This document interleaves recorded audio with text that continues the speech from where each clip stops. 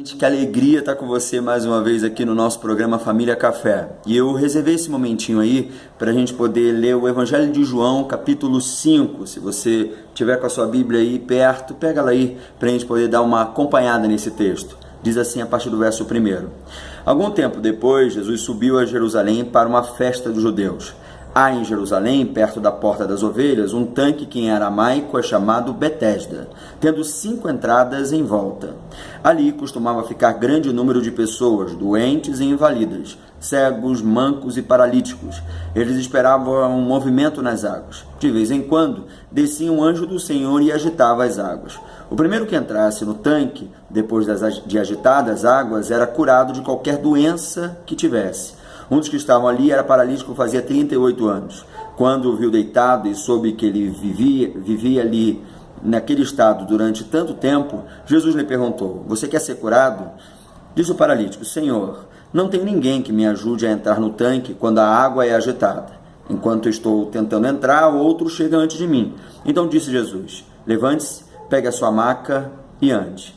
Imediatamente o homem ficou curado, pegou a maca e começou a andar. E isso aconteceu num sábado.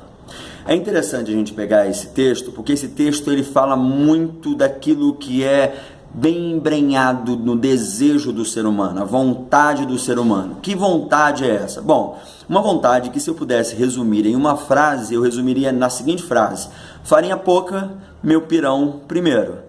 Você vai ver que ao redor desse tanque existiam várias pessoas doentes ou invalidadas por algum tipo de doença. Eram paralíticos, eram coxos, eram cegos, mudos, surdos e toda a porção do povo judeu que poderia ter algum tipo de doença, sabendo que esse tanque ele tinha algo que era diferenciado. E olha, põe diferenciado nisso. Como assim? Vinha um anjo e tocava naquelas águas.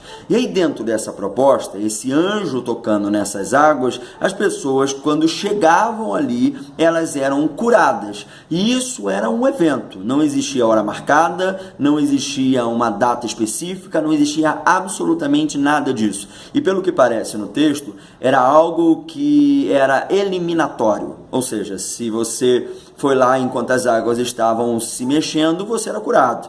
Não era algo que a água se mexeu e aí você tem aí algum momento ou o tempo inteiro daquele dia para poder entrar naquelas águas. Não, era eventual, era de caráter eliminatório, era algo que acontecia sem continuidade e não valia como bônus para aquele dia. Não existia essa possibilidade naquele momento. E aí, aquele paralítico estava com 38 anos de paralisia. Provavelmente era o que ele tinha de vida. No final das contas, aquele homem ele vivia uma constante frustração. Ninguém queria levá-lo, até porque o camarada que era surdo, o camarada que era mudo, ou o camarada até mesmo cego, ele tinha ali a possibilidade de chegar antes daquele homem que era paralítico. Ele era impossibilitado de andar, desculpe a redundância. Mas no final das contas é só para asseverar mesmo que seria impossível aquele camarada chegar diante da concorrência. Sai daí, agora é minha vez, eu que vou fazer. Não existia isso, não existia possibilidade para aquele paralítico. E aí eu começo a pensar, a imaginar que ali tinha uma multidão e ele não estava muito próximo do tanque também para poder fazer com que a cura pudesse ser efetuada. E aí eu lembro de uma frase do Thomas Hobbes que ele vai dizer o seguinte: bellum hominum contra hominum, ou seja, é a guerra de todos contra todos. As pessoas não estão nem aí para o outro. Falar sobre engajamento social, falar sobre pensar no próximo, falar sobre proximidade é algo que está no envolto dos nossos discursos. Mas verbalizar é uma coisa. A grande diferença é quando você torna aquilo que é verbalização em atitude. Por isso, muito mais do que acentuar prédicas, nós deveríamos acentuar em muito maior práticas, até porque o juízo final, o julgamento final anunciado por Jesus anuncia muito mais práticas do que uma correspondência de perguntas de vestibular de teologia para dizer o que você sabe disso, ou o que você compreende sobre cristologia, trindade ou qualquer outra questiúncula que poderia tomar o tempo de uma pergunta, um período ou uma ideia comprobatória se você vai para o céu ou não. No final das contas, a ideia de proximidade, ela fica até um pouco mais alienante, porque eu posso estar próximo de você e não me envolver nas suas dificuldades. Agora, comunhão é um troço completamente diferente. Comunhão é quando eu torno comum os seus problemas, comum as suas dificuldades, comum aquilo que você está sofrendo. Entende? É muito diferente. E há uma coisa aqui que está emprenhada no empenho da Escritura, ela está embrenhada dentro desse texto, é o nome desse tanque. Você lembra? Betesda. Sabe o que significa Betesda? Significa casa de misericórdia. É extremamente paradoxal, contraditório. A casa de misericórdia não tem misericórdia um com os outros.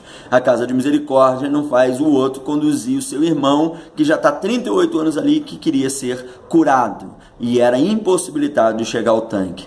Eu creio que é muito desse paradoxo que nós somos, dessas contradições que nós somos, que esse tanque revela para a gente. É isso que falta para a gente dentro de casa, falta para a gente no nosso ambiente de trabalho, falta para a gente na sociedade. Sermos pessoas de misericórdia, sermos pessoas que olhem para o outro com um olhar de misericórdia.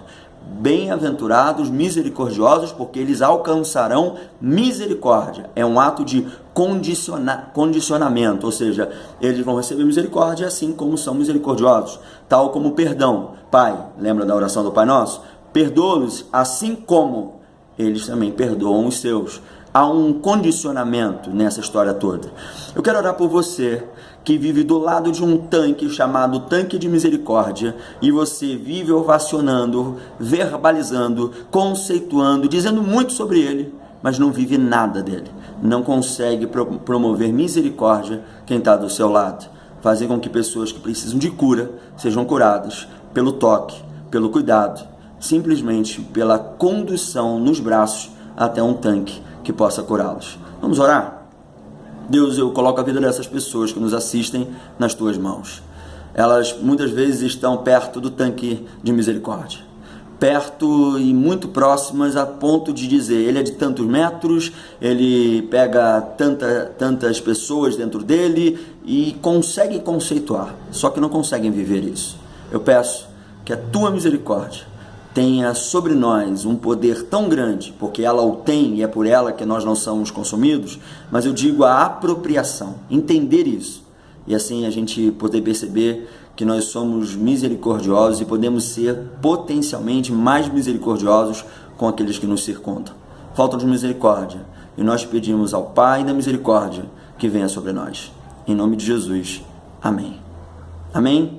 Que Deus possa estar abençoando você e você seja alguém de misericórdia com esse mundo. Fica com Deus e até o próximo programa.